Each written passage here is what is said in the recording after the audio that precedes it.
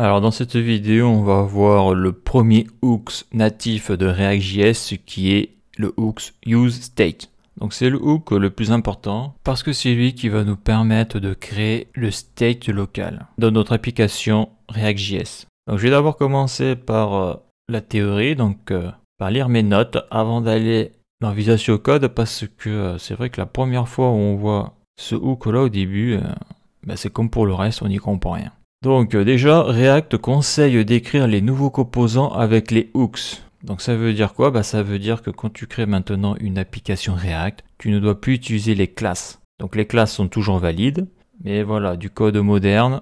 Donc depuis la version 16.8, on doit utiliser les hooks. Donc les hooks permettent de réutiliser de la logique à état sans modifier la hiérarchie de vos composants. Ça facilite le partage des hooks entre plusieurs composants. Les hooks permettent de découper un composant en petites fonctions basées sur les parties qui sont intrinsèquement liées, comme la configuration d'un abonnement, donc là ils doivent parler de subscribe, et le changement de données. Il est aussi possible de gérer l'état local d'un composant avec un réducteur, donc j'ai envie de dire un réduceur, pour le rendre plus prévisible. Donc ça, ce sont des informations qui viennent de la documentation React officielle et en français, mais c'est vrai que le problème de la doc officielle, c'est qu'ils traduisent des mots qu'ils ne devraient pas traduire, comme le réducteur, on ne le traduit pas en réducteur, ça veut rien dire. En tout cas pour moi, qui découvre React.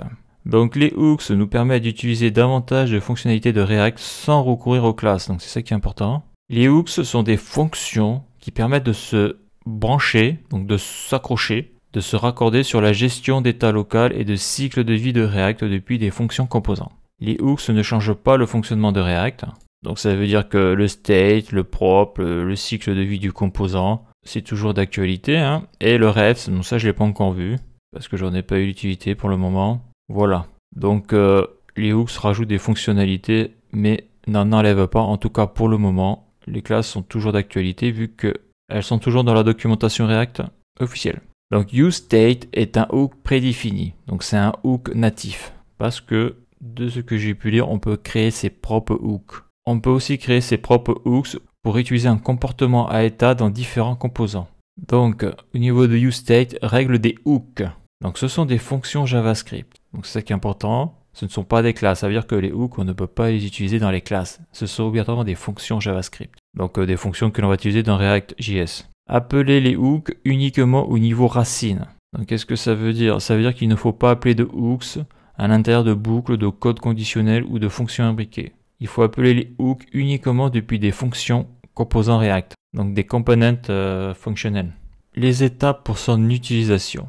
Donc là, j'ai marqué 7 étapes pour pouvoir utiliser le useState. Donc là, je vais les parcourir et après, on ira dans Visual Studio Code pour voir un programme basique avec les classes et après, on va le convertir en utilisant donc, une fonction et le hook useState. Donc la première étape, on crée un composant sans état, donc RSC. Et donc c'est le React Stateless Functional Component. Donc ça j'en ai déjà fait. Donc à quoi ça ressemble? Ça ressemble à ça, const, donc expression de fonction. Donc là je l'ai appelé hooks compteur useState égale les parenthèses. En paramètres je mets props, fonction fléchée, l'accolade, ça return et après etc. le code de base. Donc c'est-à-dire pour le moment rien. Donc après au niveau de l'étape 2. On importe le hook useState. Donc le hook useState c'est une fonction, donc il faut l'importer. Ça permet d'ajouter le state local à React, très important. Donc là c'est classique, import React. Donc ça on l'a depuis le début. Par contre, on va chercher la fonction useState dans React. Ça c'est classique aussi pour l'import. En 3, il faut déclarer une variable d'état. On appelle directement le hook useState dans le composant. Donc comment ça marche? On crée une variable const. Là, on utilise la notation que l'on a vue dans des vidéos précédentes, la destructuring syntax. Donc, dedans, on y met la variable count et l'objet source. C'est quoi l'objet source qui sera donc useState. Et on verra que la fonction useState return plusieurs valeurs. Donc, les crochets, des crochets comme ça, là, avec un const ou un let, c'est la destructuring syntax, sauf que dans la vidéo précédente, dans une des vidéos précédentes, on avait vu la destructuring syntax sur les objets. Là, c'est la destructuring syntax, donc la décomposition qui va être faite sur un tableau, un array. On crée une variable count qui reçoit la première valeur envoyée par useState, sachant que useState va return 2 valeurs. Donc très important, on sait que la variable count récupérera la valeur qu'il y a dans le useState et donc ça sera le state. On remarquera d'ailleurs qu'au niveau des hooks, ça commence toujours par use, les hooks natifs. Donc use en anglais c'est utiliser. Donc ça déclare une variable d'état, elle s'appelle count, c'est pas fini. Étape 4, on passe l'argument dans useState. Voilà, c'est une fonction, il faut un argument à passer dans la fonction. Donc c'est l'état initial, donc c'est le state initial. Donc ça va être const, donc toujours count, ça bouge pas. Par contre dans le useState, ici, on met le number 0. Donc c'est un number, et donc le state initial. Donc dans les classes, on aurait fait un tease.state, et bien il est à 0. Le state initial qui ne sert qu'au début, oui, c'est un state initial, donc c'est serveur de début, mais après, bien sûr, elle n'est plus utilisée. Ça, c'est comme pour les classes, ça bouge pas, ça. Ça bouge pas, la forme bouge, mais dans le fond, le state, que ce soit au niveau d'une classe ou d'une fonction, c'est la même chose. L'état local n'est pas obligatoirement un objet, contrairement aux classes. Donc c'est vrai que dans les classes, le state, c'est obligatoirement un objet avec une key value, donc avec des propriétés. Donc là, ça peut être un number, ça peut être une string, ça peut être un objet aussi. Si on avait voulu stocker deux valeurs différentes dans le state, il aurait fallu appeler useState deux fois. Donc ça, on aurait fait const count useState et const une autre variable useState et un autre argument. Donc ça c'est ok. Donc étape 5. Là j'ai mis du rouge. La fonction useState renvoie une paire de valeurs. Donc la fonction useState renvoie un tableau et dans ce tableau il y a deux éléments, index 0, index 1. Le premier élément c'est le state actuel. L'état actuel, donc équivalent à tease.state.count, et une fonction pour le modifier. Donc c'est le keyword set devant le nom de la variable. Donc c'est pour ça que dans les hooks, il y a toujours ce genre de choses là. Et l'autre variable, il y aura toujours le terme set qui veut dire que c'est la variable qui va servir donc à modifier le state. Donc là, l'état actuel, c'est tease.state.count. Et lorsque l'on veut modifier le state, c'est comme pour les classes. Donc par rapport aux classes, l'équivalent c'est tease.setState. Donc ça c'est dans les classes. Donc là, ce qu'il faut vraiment retenir, c'est que la fonction useState renvoie un tableau avec deux éléments. Un élément, le premier, il y aura le state, la valeur du state, et le deuxième élément, donc ça sera une fonction qui permettra donc de modifier le state. Donc le code, à quoi ça ressemble? Donc là, on a la const, la variable count, la variable sendCount, donc déstructuré. L'objet source est useState, donc c'est une fonction, j'appelle ça l'objet source, mais la fonction elle est là. Dedans, il y a un argument, il lui met 0. Donc cette fonction renvoie un tableau qui a deux éléments qui iront dans la variable count et la variable sendCount. Donc c'est semblable à tease.state.count et tease.setState. Ok. Avec le hook useState, tout est fait en même temps. C'est vrai que là, sur la même ligne, on a accès au state et on peut le modifier. Alors qu'avec les classes, il faut séparer. On en a dans le constructeur et puis on en a dans la méthode de la classe qu'il faut créer. Avec le hook useState, tout est fait en même temps. Cependant, lorsque l'on modifie une variable d'état, sa valeur est remplacée et non fusionnée, contrairement à tease.setState dans les classes. Ok. Donc là, après, je passe à l'étape 6, c'est pas fini. Pour lire le state, on appelle directement count. Donc là, on est dans le render, dans le composant. Donc vous avez cliqué. Donc si je veux afficher le state, je fais une count. Ok. Ça avait été une classe, on aurait fait tease.state.count. Donc ça bouge pas trop. Voici une fonction, donc ça c'est ok. Et en étape 7, qu'est-ce que l'on a pour mettre à jour le state? Donc ça c'est hyper important. Donc c'est le state local bien sûr, on n'est pas dans Redux. Dans une fonction, nous récupérons directement sendCount et count comme variable. Ok. Et donc si je veux modifier mon state, donc on fait le button à l'attribut onClick. Et là après on a une fonction anonyme, fonction fléchée, sendCount, donc fonction que l'on appelle sendCount. Et dedans on y met ce que l'on veut, count plus 1. Donc c'est pour incrémenter le compteur. Ok, donc voilà pour la théorie de base sur useState. Donc maintenant on va aller voir ça dans Visual Studio Code. Donc avant de faire le composant avec le useState, je vais d'abord faire un composant avec une classe, comme ça. On va voir la différence entre les deux. Donc là, je vais utiliser l'exemple simple qu'il y a dans la documentation React.js, c'est-à-dire l'exemple le plus simple que l'on peut faire avec un composant utilisation du state, c'est de faire un compteur que l'on incrémente de plus 1. Car je rappelle que count en anglais, ça veut dire compteur. Donc, je vais créer un nouveau composant. Donc, je clique ici et je vais l'appeler, hooks, hook underscore compteur underscore class.js. Voilà, alors pourquoi j'ai mis hook devant? Parce que quand je vais créer mon autre composant hook, je vais l'appeler hook counter useState, au moins ils seront côte à côte. Bon, ça je le ferai après. Donc là, je vais d'abord faire une classe pour voir vraiment la différence entre une classe et un composant qui utilise le hook. Donc là, je vais faire un React class component. Donc là, ben là, je vais faire un CTRL-C, CTRL-C, CTRL-V. Donc là, maintenant, il va falloir que j'affiche mon composant. Donc ça, c'est toujours classique, hein. Je vais dans app.js.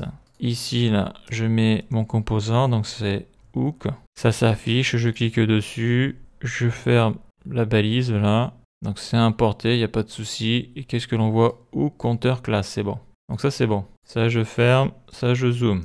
Donc là, comme je suis dans une classe, il me faut le constructeur.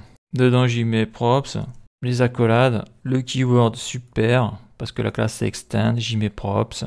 Après, donc là, je définis le state, donc tease.state égale. Dedans, j'y mets l'objet. Et dans cet objet, je vais y mettre une propriété, donc ça va être count, pour reprendre ce que j'ai dit dans ma présentation du hook useState. Donc count, c'est compteur. D'ailleurs, ouais, je vais mettre compteur. Compteur, 2 points, et la value, je le mets à 0. D'ailleurs, je vais écrire ça comme ça, je vais écrire count égale compteur. Voilà, parce qu'on fait de l'anglais aussi sur ma chaîne. Donc ça, c'est de l'anglais de 6e, mais bon. Donc ça, c'est bon. Donc là, ce que je peux faire maintenant, ben, je peux aller dans le render. D'ailleurs, je vais faire un paragraphe. Je vais marquer avec les classes.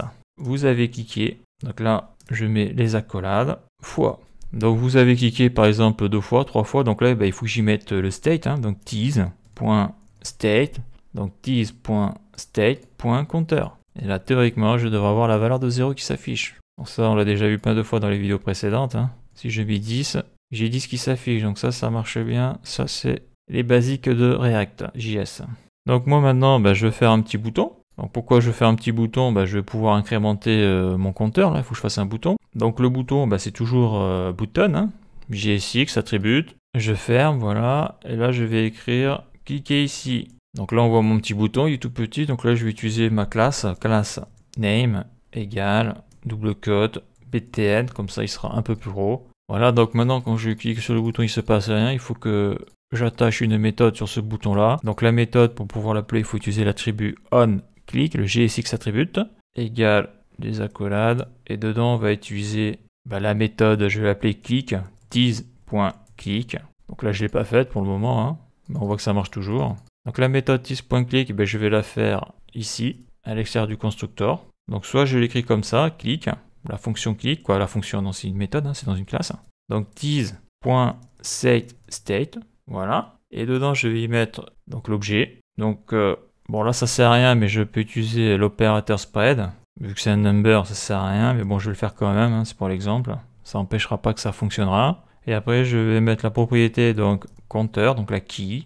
Et la value, ça va être tease.state.count plus 1. Donc ça fonctionne. Il faut que je clique sur le bouton. Et là, il y a une erreur. Donc type error cannot read property c'est state. Oui, parce que là, j'ai pas bind la méthode avec le tease dans le constructeur. Donc là, je fais tease.click égale tease.click.bind et je bind le tease. Donc là, est-ce que ça fonctionne maintenant? Donc là, il me dit none. Donc ça veut dire not a number. Donc là, j'ai fait une boulette. Donc la boulette, elle est là. C'est pas count, je l'ai traduit, c'est compteur. J'ai fait la modif et là, ça fonctionne. Super. Donc après, si je vire le bind, comme on l'avait vu dans une des vidéos précédentes, ça ne marche pas. Et si je transforme ça en expression de fonction, donc je fais clic égale et la fonction fléchée. Et là, ça doit refonctionner. Et donc, on peut voir que je n'ai plus besoin de bind le tease avec la méthode click. Donc là, dans la vidéo, j'ai voulu montrer les deux exemples pour voir que les deux cas sont possibles. Donc si je réactualise tout ça, donc on voit que le state ici, il est à 0. Donc c'est le state initial. Quand je clique sur le bouton, j'appelle la méthode donc par le biais de l'attribut qu'il y a sur le bouton, l'attribut onClick, tease.click. Donc la méthode, elle est ici. Donc là, avec la méthode setState, je modifie le state parce qu'on ne peut pas modifier le state directement. Hein. Donc voilà, et on voit que ça marche très bien. Donc ça, là, c'est le composant à classe de base. Donc maintenant, on va voir comment on transforme ce composant, ou en tout cas comment on fait un composant avec un compteur que l'on incrémente comme ça, avec le hook useState. Donc maintenant, on va passer à l'utilisation du hook useState. Donc que dit ma procédure? Alors la première étape, ça va être de créer un composant sans état. Un React Stateless Functional Component. Donc là, je crée un composant, donc je crée un fichier, donc je vais l'appeler hook underscore counter underscore useState. Donc ça, c'est bon. Après, je vais faire un React Stateless Component. On le voit, c'est écrit là. Je clique dessus, voilà. Donc là, je vais faire un CTRL-C, CTRL-V, parce qu'il faut que je l'importe maintenant. Donc je vais après dans app.js. Donc je vais le mettre en dessous ici. Donc le chevron hook, il apparaît ici, counter useState. Je ferme la balise et on voit que ça s'affiche, c'est bon, il est bien porté. Donc je reviens ici, ça je le ferme. Donc ça c'est la première étape. Donc la deuxième étape, on importe le hook useState, ça permet d'ajouter le state local à React. Donc ok, donc il faut que je l'importe. Donc l'importation, moi je vais pas me prendre la tête, hein. Je vais écrire le début là, use. Donc on voit que ça s'affiche hein, en auto-complétion. Hein. Donc je vais cliquer sur un des deux, donc ça s'affiche parce que bon j'en ai déjà pas dans la vidéo précédente. Hein. C'est parce que j'utilise une extension qui est ici là, qui va être, donc moi j'en ai mis deux, ES7, React Redux, GraphQL. Donc c'est là, puis j'utilise l'autre aussi là, React.js, Code Snippet. Il me semble que cela fait la même chose. C'est pour ça qu'à chaque fois ça s'affiche en double. Donc là je continue de taper et là voilà, j'ai notre module, type, je clique dessus et là on voit quoi? On voit que ça m'a mis les crochets, ça m'a importé la fonction useState de React automatiquement. Donc ça j'efface, j'en ai plus besoin. Donc là j'ai importé le hook useState dans mon composant. Donc après la troisième étape, c'est quoi? Il faut déclarer une variable d'état, on appelle directement le hook useState dans le composant. Donc voilà à quoi ça ressemble. Ok. Donc je me mets dans le composant ici, donc ça va être la déclaration du state. Voilà, donc déclaration du state en utilisant le hook useState. Donc const, j'ouvre les crochets, donc count égale useState et je mets le 0. Super. Donc là comme j'ai créé mon state, ben, je vais peut-être pouvoir l'afficher là. Ce que je vais faire, donc je vais déjà écrire avec le hook useState. Vous avez cliqué, je mets les accolades fois. Donc pour aller chercher le state, eh bien, il suffit juste que j'appelle ma variable parce que le state, comme on l'avait vu, hein, est dans la première variable. useState va return un tableau avec deux éléments et c'est l'index 0, celui-là là. Donc je vais écrire count, là je devrais avoir mon state. Et là on voit que ça s'affiche bien. Si je mets 10 ici, ben, on voit que le state initial est à 10. Donc ça c'est super, ça marche bien, il n'y a pas d'embrouille. Ça au moins c'est clair et c'est vrai que c'est assez simple. Donc après l'étape 4, on passe l'argument dans useState. Donc là je viens de le faire, hein, c'est le state initial. J'ai mis la valeur de 0 ici. Donc on passe à l'étape 5. La fonction useState renvoie une paire de valeurs, un tableau avec deux éléments. Ok, donc l'état actuel c'est bon. Et la fonction pour le modifier, pour modifier le state. Donc là il faut rajouter la variable setCount. Donc ici je vais mettre la variable set. D'ailleurs je ne vais pas marquer count, je vais faire comme l'autre, je vais marquer setCounter. Voilà, ça sera mieux. Et ici, je ne vais pas marquer count, je vais marquer compteur. Donc là, j'ai une erreur, il faut que je modifie ça, compteur. Ok, donc là, dans mon state, la valeur se trouve dans la variable compteur. Donc là, j'ai mis la variable setCounter et dedans, j'ai la fonction qui me permettra de modifier le state, donc l'équivalent de setState. Donc ça, c'est bon. Donc maintenant, étape 6, donc pour lire le state, bon, ça, je l'ai fait, c'est bon. Étape 7, pour mettre à jour le state, donc c'est ce qui m'intéresse. Donc dans une fonction, nous récupérons directement setCount et count comme variable. Donc ça ressemble à ça, ok. Donc moi ce que je vais faire, ben, je vais faire un bouton, donc button. Je vais écrire cliquer ici. Donc le bouton s'affiche, il est là. Ici je vais y mettre donc ma classe btn. Donc bien sûr, il ne faut pas oublier de mettre les doubles cotes, hein, ça marchera mieux. Donc avec le useState, vous avez cliqué. Donc là je clique dessus, il ne se passe rien, il faut que j'attache une méthode. Donc moi je vais faire comme ça, onClick, donc l'attribut onClick, hein, c'est comme pour les classes, il n'y a pas de souci, égal, et là je vais y mettre la méthode click. Ok, donc là dans l'exemple qu'il y a ici, ils ont mis directement la méthode entre accolades, mais bon je trouve que c'est illisible personnellement. Donc là je préfère enlever le code de la méthode et le mettre ici. Donc là je vais l'appeler la fonction, quoi, c'est même pas une méthode, là c'est une fonction parce qu'on n'est pas dans une classe. Donc la fonction pour incrémenter le compteur. Donc cette fonction, je vais la mettre dans une variable que je vais appeler click. Donc ça, c'est hyper important. Donc dans cette variable-là, je vais y mettre la fonction, donc égale. Et cette fonction, c'est une fonction fléchée. Il n'y a pas d'argument, que l'argument reste vide. Il n'y a pas de paramètre, je veux dire, le paramètre, il n'y en a pas. Et dedans, on va y mettre, donc on appelle la méthode setCount. Donc c'est l'équivalent du tease.setState. Hein. Et dedans, je vais y mettre compteur plus 1. C'est grâce à ça que je modifie le state. Donc si j'actualise, il y a une erreur, setCount is not defined. Ah oui, parce que là, on le voit ici, là il y a une fonction anonyme, et on voit qu'il n'y a pas les accolades. Donc ça je supprime, ça je supprime, ça je supprime. En gros, ça tient sur la même ligne. J'actualise, ça ne marche toujours pas. Ça ne marche toujours pas parce que je le fais exprès là. Voilà, c'est pas setCount, c'est setCounter, j'ai traduit en plus. CTRL V, est-ce que ça fonctionne? Donc ça fonctionne, par contre, je vais revenir en arrière pour voir un truc. Je vais juste contrôler quelque chose, donc CTRL C, CTRL V, théoriquement ça devrait marcher là. Ouais, ça marche. Donc là, si je clique, voilà ce que ça fait. Ok. Donc voilà l'écriture. Faut savoir que quand on n'a qu'une seule instruction, on peut virer les accolades. Donc ça, c'est une simplification JavaScript, ça. Et on va voir que l'intérêt, c'est que l'on peut tout mettre sur la même ligne et que ça réduit le code. On voit que ça fonctionne toujours. Et si je clique, ça marche. Donc on voit que le state, quand je clique sur le bouton, il se modifie. Il n'y a pas de souci. Au niveau de la classe, on voit que ça marche toujours. Donc ce que je vais montrer, c'est que dans l'exemple, l'écriture n'était pas comme ça. Donc ça, je le désactive. Ça ne marche plus. C'était écrit comme ça. Je fais CTRL-C, CTRL-V. C'est-à-dire qu'on passe directement la fonction dans le onClick. Et on voit que ça fonctionne. Si j'actualise, j'appuie sur le bouton, ça fonctionne. Donc c'est ce qu'il y avait ici, là, dans l'exemple. Mais bon, là, je trouve quand même que c'est vachement moins lisible. Donc là, on a la fonction et son instruction. Donc là, je fais CTRL-Z, voilà, ça fonctionne. Et si je fais CTRL-Z et encore CTRL-Z, et je remets les accolades, ça marche aussi. Donc c'est vrai que c'est ça qui est un petit peu chiant avec le JavaScript, c'est que tu as le JavaScript de base. Et quand tu utilises les simplifications de syntaxe que permet le langage de programmation, tu peux te faire un nœud au cerveau parce que il y a des trucs que tu comprends plus. Donc là maintenant, je vais mettre les deux composants côte à côte.